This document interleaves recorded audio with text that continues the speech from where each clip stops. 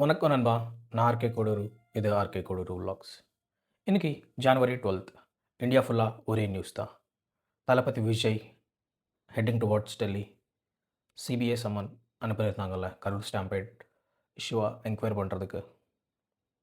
அவர் எந்த ஆர்ப்பாட்டம் பண்ணல, எந்த பிரச்சனை பண்ணல, எந்த இஷ்யூ பண்ணல. He respect the system and is heading towards Delhi today.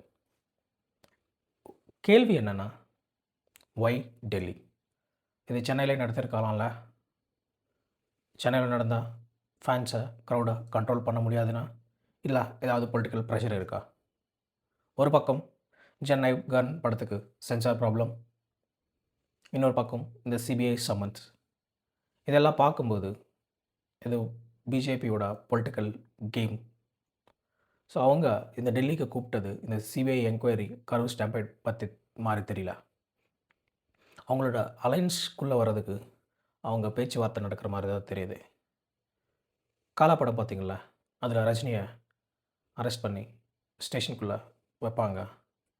ஆனால் உள்ளே இருக்கிறது அங்கே சென்ட்ரல் மினிஸ்டர்ஸ் தான். அதே மாதிரி இன்றைக்கி சிபிஐ ஆஃபீஸில் நடக்கிறது பிஜேபியிலேருந்து விஜய் கிட்ட அவங்க அலைன்ஸ் வர்ற மாதிரி பேச்சுவார்த்தை நடக்கிற மாதிரி தான் தெரியுது. நீங்கள் என்ன நினைக்கிறீங்க? உங்களோட தாட்ஸ் கமெண்ட் பண்ணுங்கள். நன்றி, வணக்கம்.